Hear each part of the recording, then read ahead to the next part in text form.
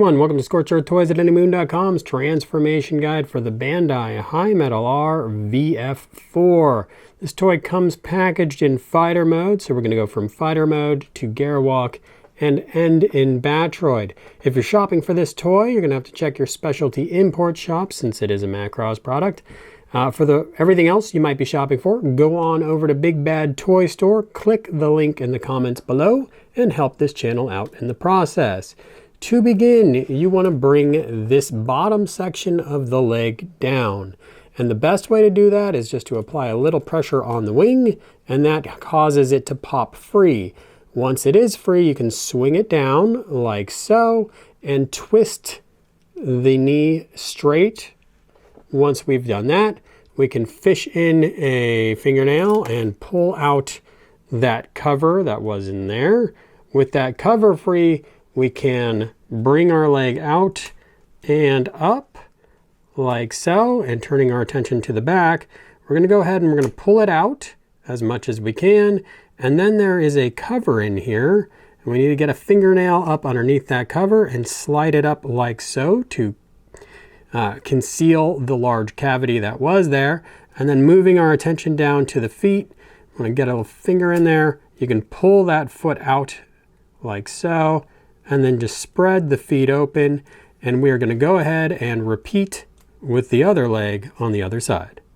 As we move on to the shoulders, one thing to note with these cavity fillers, you can push them all the way up and you'll hear them click. So make sure you get them in the top position, although it doesn't really matter too much if you don't. Now we're going to move to the shoulder and the arm, and we're just going to pull forward a little bit and then angle down and bring it down. And then from below, you can see we twist it forward like so, and we're going to bring it down. There's a double hinge here, so we're bringing it down as low as we can to get the arm into that position there.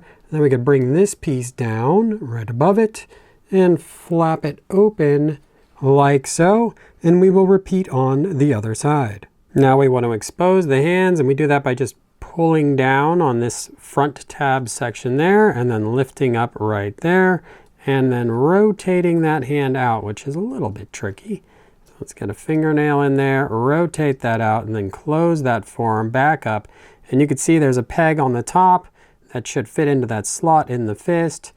And there you go. Once you've done that, you can rotate your fist around to be in a more natural position, depending on where you're going to put that arm, which also has a pivot outward in case you want to have the arm kind of in that position there. And then again, we are going to repeat on the other side. So your last step on the road to GERWALk mode is just to bring these little flaps down here. And then we have a lot of fine tuning to do. There's going to be a lot of things that are no longer symmetrical. So you're going to get your canards in the right spot. Get these guys lined up. Even your wings could be out of whack. So lots of fine tuning. There's nothing that really notches into position on this toy.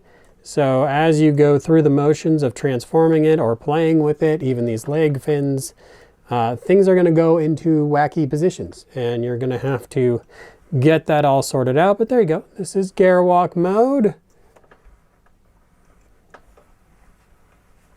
Handle it, enjoy it, and then we'll move on to Battroid.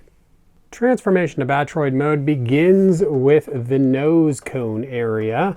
We're going to start by bringing these missiles up on the side. We're going to do that on either side. And then we're going to pull forward a little bit. You can see I don't have to pull forward much because that peg is just a little too wide on my toy for whatever reason. But I pull forward just a little bit to free this up. We're going to grab this fin and we're going to pull this out. Now, depending on your toy, you might have the landing gear cover pop off as you do this step, and it might happen to me too. Not a big deal, you just put it back into position. We're going to bring this down now, and we're going to just apply a little bit of pressure on the front of the canopy there to slide that area down a little further. This is on a double joint, so we're going to rock that down like so. You can see there's the back of that kind of freeing up a little further there as I do this, and we push that into position, and then we're going to bring our fin in and tuck that in up against, and there goes that landing gear cover. Like I said, it might, but there you go. It should look like this. And if your landing gear cover has fallen out, you just go ahead and plug that right back in. No big deal. From beneath now, we're going to go ahead and straighten out those legs.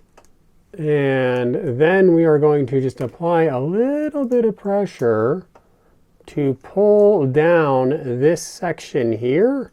And in doing so, on the other side, I have caused the front to also unhinge, which is good because that now creates the entire upper section that we need to continue transformation. Now, a little note, I once again had this piece fall out. So this could be problematic, might be something we need to tighten up down the road with some clear nail polish or something like that. But once we get everything transformed, it's going to be locked into position.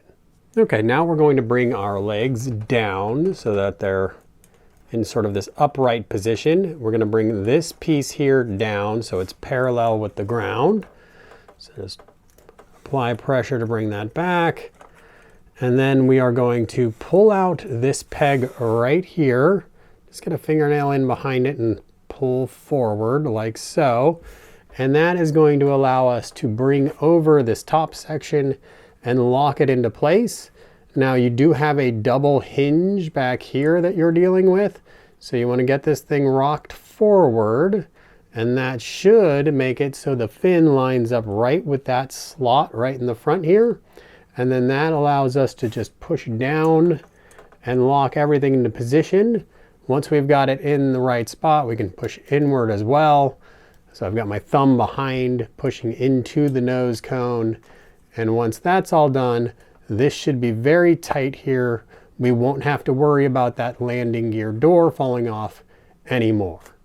In order to be able to swing this top part on top of the cockpit area, we're going to need to create some room, and we're going to do that by pulling up the head. So there's this trap door here, turning our attention underneath. We can just push up like so, pull everything back. There's this hinged piece here that becomes the front flap in front of the head, and the head itself kind of extends up and has a neck there, and then you can put that piece down. Obviously, you're going to want your canards down at this point, and we're going to see that the swing bar has a big peg right there. There is a big slot in the back, so we're going to bring this forward and tuck it up, and with everything a little upright, we're going to come back and let's get that wing out of your way, and you should be able to press that all the way in so that that peg is now seated in that slot in the back. I was a little cavalier in my original attempt at this video, and someone pointed it out in the comments that I wasn't doing things exactly as described in the instructions, and that could cause some fatigue that might break these clips. So here is an updated version, and thank you to the person who commented. So we've got this peg again all the way pushed into the back, and what we want to do is get these teeth on top of the canopy glass. Now I'm going to actually unseat that again. So you can see that there's just a little slot at the top of the canopy that receives those pegs, but there's also this big round housing that kind of conceals everything that's going on there. So you bring this area down and you press forward, and it will clip into place that way. That's the way you want to do it. You don't want to bring this all the way forward and then just jam it down. You want to kind of do it in concert with pressing in on the back and pressing down in the front to get it to slide along the canopy and then peg into position. On either side of the head, we have these front pieces that you can pull forward on and then bring down like so. And then turning our toy around, we have these pieces here, which similarly extend back and then fold down like so. And in doing this, you may, like I did, unhinge your chest. So just remember, it's kind of a push in, push down, push along, and it will click into position. And you just, again, adjust those things down, adjust these pieces to be down. Now in my manhandling of this toy, I've gotten these vertical stabilizers pushed down somewhat. You're going to want to go ahead and do that yourselves. And you can see I've got one that goes lower than the other. But just figure out the nice spot that you want them to be in, bring those wings down, get these things adjusted properly, and there you go. you are in Battroid mode. Some sort of optional steps here at the end. I think Bandai's instructions would leave you pretty much like this. The Yamato toy tells you to go ahead and recess the foot to that, let's see, about there. And there are clicks in the high metal toy that lock the foot into those higher positions. So I would say, depending on how aggressive you're getting in your articulation, recessing that foot at least one click is probably a good idea. And then similarly, we can go ahead and recess these knees unless we're doing something crazy dynamic to get sort of a more natural looking Battroid mode. And there you have it.